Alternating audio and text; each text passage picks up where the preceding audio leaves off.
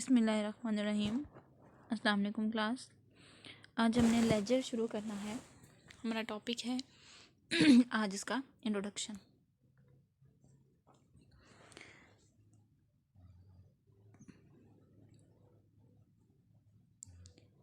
The book in which accounts are maintain is called laser.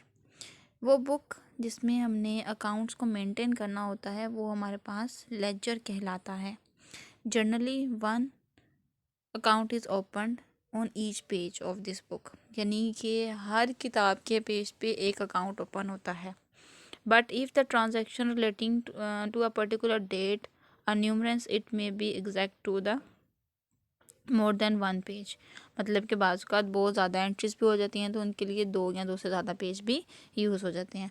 All transaction related to account are recording there in chronologically.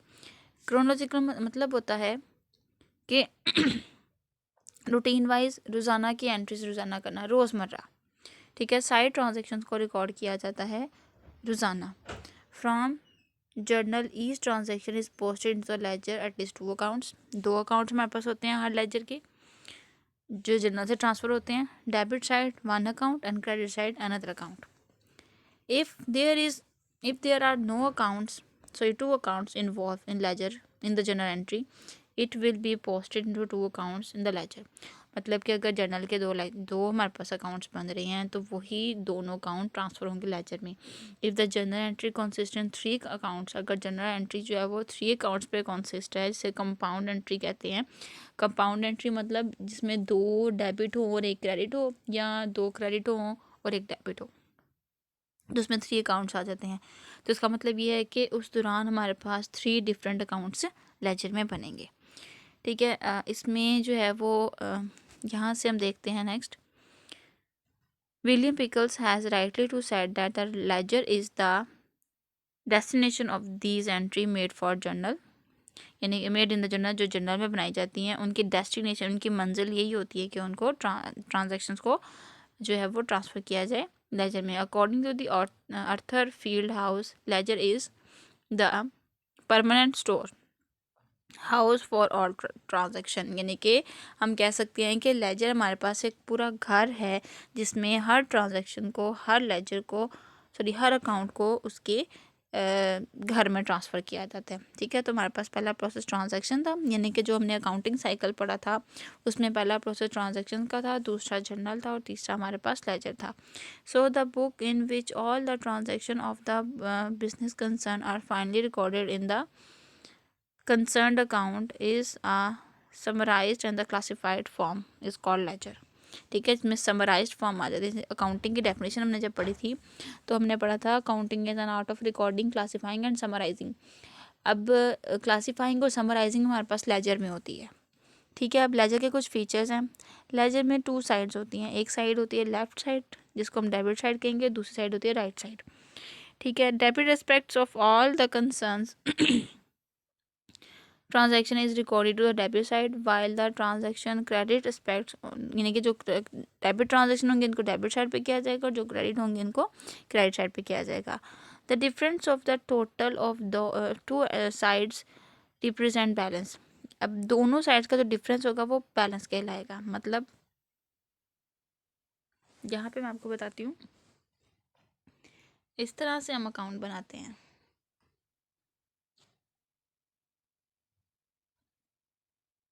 नहीं, again करते हैं short form सिर्फ। ये side होगी हमारी debit, ठीक है, और ये साइड होगी हमारी क्रेडिट। अब जो डेबिट हमारे पास अकाउंट्स होंगे उनको यहाँ पे लिखा जाएगा और जो क्रेडिट्स अकाउंट्स होंगे उनको क्रेडिट साइड पे लिखा जाएगा।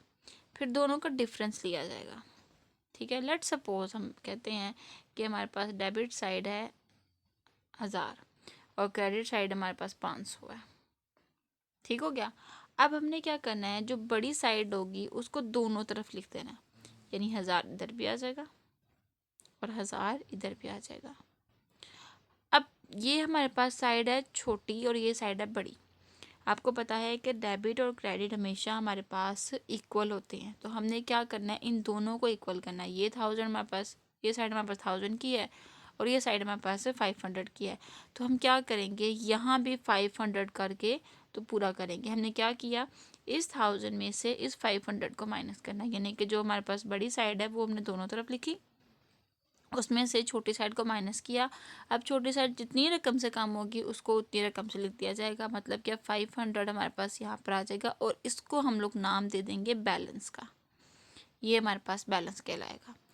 एक और एग्जांपल इसकी कर लेते हैं। इस तरह से अगर हमारे पास क्रेडिट साइड में जो है वो 700 है और डेबिट साइड में हमारे पास 500 है, तो इसका मतलब ये हुआ कि हमारे अकाउंट में डेबिट साइड हैवी है, तो हम इसको कहेंगे कि ये हमारे पास सॉरी क्रेडिट साइड हैवी है, तो हम क्या करेंगे, क्रेडिट साइड को दोनों तरफ लिख लेंगे।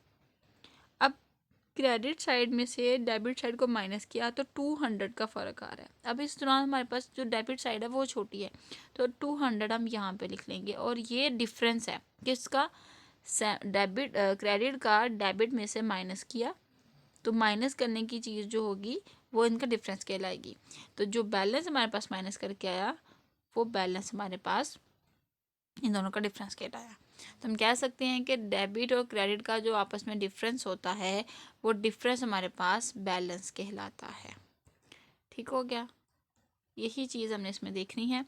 तो यहाँ पे ही बताया गया है कि दोनों का जो डिफरेंस है डेबिट साइड का और क्रेडिट साइड का वो हमारे पास बैलेंस कहलाता है। Generally balance is drawn for the year are recorded the ledger side and to make the two sides of equal. दोनों साइड्स को इक्वल करना है और इक्वल करने से मुराद ये होगा कि वो हमारे पास क्लोजिंग बैलेंस कहलाएगा। Closing balance of the current year will be opening balance of the next year. जैसे हम ये बात करते हैं कि हमारे पास इस तरह से डेबिट साइड और यहाँ पे क्रेडिट साइड, हम एग्जांपल ले लेते हैं, ये कैश का अकाउंट है। अब यहाँ पे हमारे पास है 15,000, इसका मतलब है कि हमारे पास 15,000 रुपीज़ मौजूद हैं। इसमें से हमारे पास कितना कैश चला गया, हमारे पास से इसमें से 7,000 जो है ना इसमें से चला गया।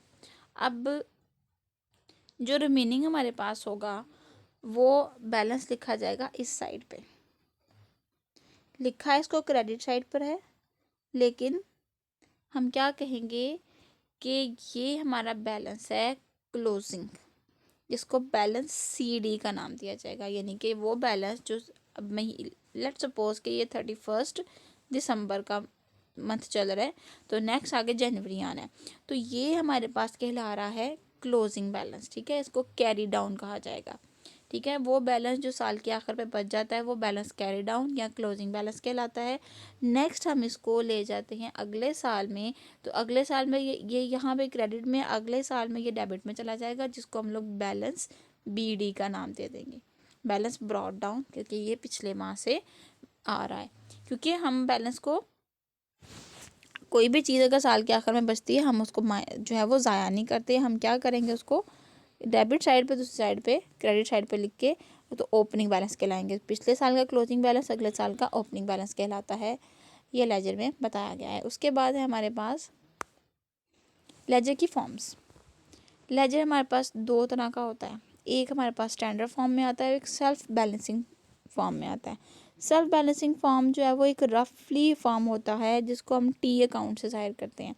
मिसाल के तौर पे हमने ऐसे करके इस तरह से फॉर्मेट बनाया, इधर डेबिट का नाम दे दिया और इधर क्रेडिट का नाम दे दिया, ये सेल्फ बैलेंसिंग फॉर्म होती है। लेकिन असल में हमारे पास जो स्टैंडर्ड फॉर्म है वो इस तरह की होती है।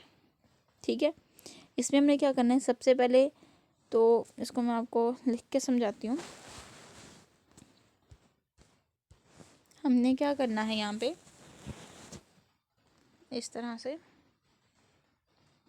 सबसे पहले बनाना डेट का कॉलम। ठीक है, फिर उसके बाद हमारे पास डिटेल्स का कॉलम आ जाएगा, फिर हमारे पास आ जाएगा पोस्ट रेफरेंस का। ठीक है, जिसको हम लोग JF कहेंगे, यानी कि लेजर रेफरेंस। आप लोगों ने पूछा था कि जब मैंने आपको लेजर पढ़ाया, सॉरी जर्नल पढ़ाया था, तो उसमें पोस्ट रेफरेंस आता था, तो आप पूछते थे कि मैडम इसका क्या मतलब है, तो मैंने कहा था कि जब हम लेजर का चैप्टर शुरू करेंगे तब हम इसको पढ़ेंगे।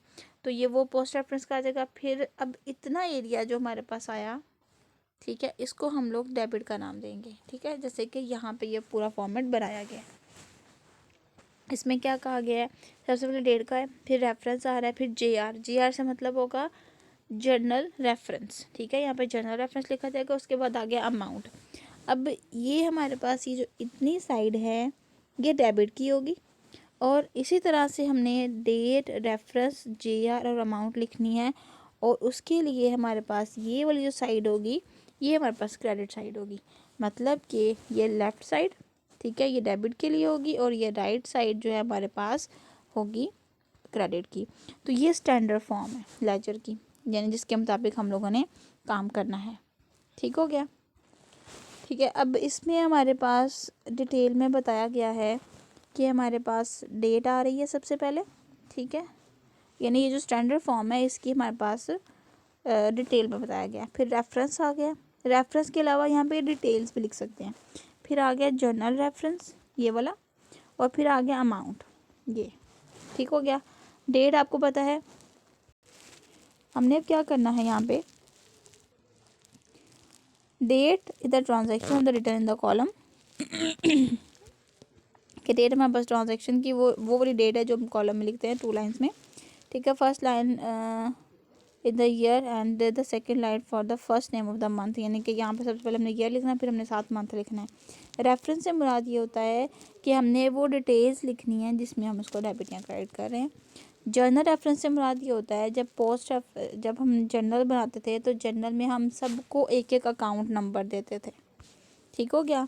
जैसे कि अब जैसे बैंक में अगर हम लोग अपना अकाउंट खुलवाते हैं तो हमें एक नंबर दिया जाता है, इसी तरह से जितने भी हमारे पास अकाउंट्स होते हैं उन अकाउंट्स को हम नंबर देते हैं, और उस नंबर को हम लोग रेफरेंस का नाम ज़ाहिर करते हैं।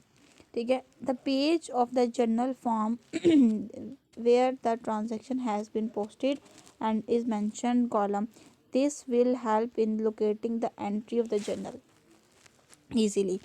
यानी कि अब लेट सपोज आप लोगों को जो है वो रसीद मिलती है कॉलेज से। ठीक है, अब उस कॉलेज में उस रसीद में जो है आपको कोई ना कोई नंबर गिवन होता है 1 2 3 4। ठीक है, अब ये आपकी इनवॉइस का नंबर है। अब ये आपने यानी कि फ़ीस जमा करवा दी है तो आपको इनवॉइस का नंबर दे दिया गया। ये इनवॉइस का नंबर आपके लेजर में लिखा जाएगा। ठीक है, इस पर लिखा जा रहा है, बस ये लेजर पे लिखा जाएगा। ठीक है, अब लेट सपोज अगर आप चेक करना चाहते हो कि आपने फ़ीस अदा की है या नहीं की, तो आप क्या करोगे, आप ये नंबर याद रखोगे। आप कहोगे इस नंबर के मुताबिक ये मेरी रसीद का नंबर है, आप अपने लेजर के अकाउंट को इस नंबर को निकाल के देखें, आपको मेरी एंट्री मिल जाएगी। तो एंट्री को आसानी से ढूंढने के लिए हम सारे जो अकाउंट्स होते हैं उनको नंबर देते हैं ताकि हमें आसानी से वो नंबर्स मिल जाएं। तो इसलिए हम इनको रेफरेंस का नंबर देते हैं, जिसको जर्नल में पोस्ट रेफरेंस कहा जाता है और लेजर में जर्नल रेफरेंस कहा जाएगा। जर्नल रेफरेंस इसलिए कहा जाएगा क्योंकि ये जर्नल से ट्रांसफ़र होके आ रहा है, और लेजर में हम लोग लेजर फोलियो यानी LF इसलिए लिखते थे क्योंकि उसने लेजर में ट्रांसफ़र होना है। उसके बाद हमारे पास आता है अमाउंट। उसके बाद है पोस्टिंग प्रोसेस। पोस्टिंग प्रोसेस क्या होती है, locate the ledger account for the first debit in the journal entry. उसके बाद है record the date in the date column and debit side, यानी कि वो प्रोसेस बताया हुआ है जिसमें मैंने आपको रिकॉर्डिंग का प्रोसेस बताया था। अब इसमें नेक्स्ट हमारे पास है बैलेंसिंग द अकाउंट। अकाउंट को बैलेंस किस तरह से हम लोगों ने करना है कि एक तरफ हमारे पास डेबिट साइड होगी और एक तरफ क्रेडिट साइड होगी। अब उन दोनों में से जो बड़ी साइड होगी उनको दोनों तरफ लिखा जाएगा। ठीक है, जैसे मैंने आपको पीछे बताया, और बाद में उन दोनों को माइनस करके जो उनसे साइड कम होगी उसको उतनी अमाउंट से लिख लेना है, और वो जो वैल्यू हमारे पास निकलेगी वो बैलेंसिंग कहलाएगी। The difference between the two sides of an account is its balance. The balance is written on the ledger side to make two sides equal. This process is equalizing the two sides of an account is known as balancing. ठीक है, जैसे ये बात मैं आपको पहले भी बता चुकी हूँ पूरी डिटेल में, आप उनको उसको भी देख लीजिएगा अगर आपको समझ ना आई हो। ठीक है, दोनों साइड में से जो कम साइड होगी उसको दोनों तरफ लिख दिया जाएगा और वो बैलेंस कहलाएगा। The rule of balancing accounting stated below. Rule नीचे बताया गया। Add the amount of both sides, दोनों साइड्स की अमाउंट हमने कैलकुलेट करनी है। An account and return the total separate slip of paper. Find out the difference, दोनों यानी कि जो दोनों टोटल्स हैं उनका डिफरेंस मालूम करना है। एग्जांपल हम यहाँ पे करते हैं इस तरह से कि हमारे पास लेट सपोज हम कैश का अकाउंट मेंटेन कर रहे हैं, ठीक है। अब यहाँ पे कुछ वैल्यूज़ है, डेबिट साइड पे कुछ वैल्यू हैं, क्रेडिट साइड पे कुछ वैल्यूज़ हैं। मिसाल के तौर पे हमारे पास वैल्यू आती है इधर 100, 200, 300 और इधर हमारे पास 500, 200, इधर एक और लिख लेते हैं 100 साइड पे। अब ये सारी वैल्यूज़ कैलकुलेट करेंगे। 100 ये 300 हो गया, ये 600 और ये 700 और यहाँ पे इसको काट दो, ये 500 है और इसके अलावा 50 लिख लेते हैं तो ये तो बन गया 550। हमने इसको टोटल किया, इसका 550 बन रहा है और इसका टोटल किया तो इसका हमारे पास 700 बन रहा है। अब दोनों साइड्स को टोटल करके इधर साइड पे लिख लेते हैं कि एक का 700 है और एक का 550 है। दोनों में से बड़ा कौन सा है? 700 बड़ा है, तो 700 को दोनों साइड्स पे लिख दिया जाएगा, ठीक है। इतना प्रोसेस जो है वो इन्होंने हमें यहाँ पे समझाया है, ठीक हो गया। फिर उसके बाद उन्होंने कहा है कि फाइंड द डिफरेंस, हमें डिफरेंस मालूम कर लिया। Write down the difference on the ledger side. अब वहाँ पे हमारे पास जहाँ पे 550 का बैलेंस बन रहा था, अब 700 में से 550 माइनस किया तो हमारे पास आ गया 150। तो वो जो 150 होगा वो क्रेडिट साइड पे हम लिख देंगे क्योंकि हमारे पास क्रेडिट साइड की अमाउंट लेजर थी, ठीक हो गया। उसके बाद है now total up the both sides, right the totals and draw the double lines. और दोनों साइड पे टोटल करके तो डबल लाइन हमने ड्रॉ कर देनी है। Again right the different sides of the two opposite side below the double lines, फिर बाद में उसको डबल लाइन में साइड कर देना है, ठीक है। वही चीज़ में बताइए। उसके बाद डेबिट बैलेंस है, टोटल बैलेंस, मोर देन, ये वो सारी चीज़ें जो मैं आपको पहले बता चुकी हूँ, अब इनको पढ़ने की ज़रूरत नहीं है। अब नॉर्मल बैलेंस यहाँ से देख लेते हैं। नॉर्मल बैलेंस हमारे पास क्या होता है? Accounts of asset normally account का बैलेंस डेबिट होता है, एक्सपेंसेस का भी नॉर्मली बैलेंस डेबिट होता है और रेवेन्यू, लाइबिलिटी और ऑनर इक्विटी इनका नॉर्मली बैलेंस क्रेडिट होता है। ये हम पीछे भी पढ़ चुके हैं, ठीक है।